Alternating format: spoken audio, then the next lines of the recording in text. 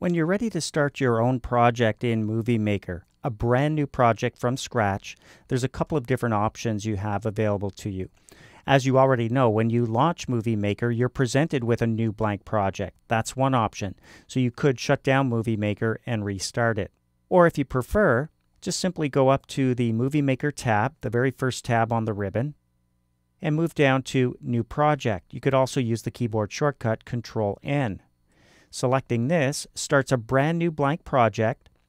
Any projects you had open will be closed. If you have made changes and not saved them, you will be prompted to save those changes before the project's closed up and the new one appears in front of you.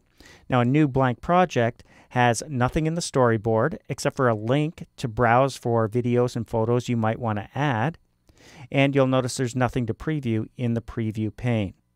So when you're starting a brand new project, the first thing you're going to do is add things to the storyboard. So we can click over here on the right-hand side. You'll notice your mouse pointer turns into a pointing finger. This is the same as clicking Add Videos and Photos on the Home tab of the ribbon here in the Add group. However you decide to do it, we're going to click there and navigate to the exercise files in the 0103 subfolder where we do see a number of different photos. These are all beach photos, and if we wanted them all added, we would select them all. Click the first one, hold down your Shift key, click the last one, and then click Open. And they will be added in order to the storyboard. So here's what we see on the right-hand side, our storyboard with each of the clips. As we select them, you can see we select or highlight the clip, the others are deselected. And this is where we can go now if we want to rearrange these clips, something we'll do a little bit later on. Right now, we've got the clips in there. We've started our brand new project. We may just want to save this project. So that's what we're going to do now. We can save the project by going to the Save button on the Quick Access toolbar. You could use Control-S as in Save, the keyboard shortcut, or click the Movie Maker tab and you'll see Save Project there as well. When you do this, you're going to navigate to the location where you want to save it. Let's go to the desktop, let's say. You'll see the name My Movie, that's the default name, and the extension WLMP, Windows Live Movie Maker Project. So we're going to change the first part of this. We'll keep the extension.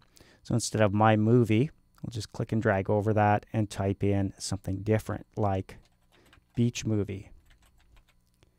And when you click Save, you will have saved the project. Now I just want you to see something. When we go back to the desktop now, and right-click our Beach Movie project icon and go down to Properties. You'll notice the size of this particular project or file is very small. It's much smaller than any one of the individual photos we added to the project, and that's important to remember.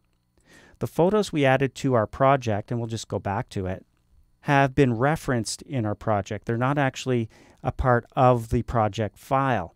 So if we were to go into our exercise files and remove any of the photos from the original folder, they wouldn't appear here in our project. So it's important that you have all of your assets, your videos, your photos, any music you're going to be using, located in a location that's not going to be altered. So you don't want to remove anything unless you don't want it in your project. The project file is simply going to reference those individual assets.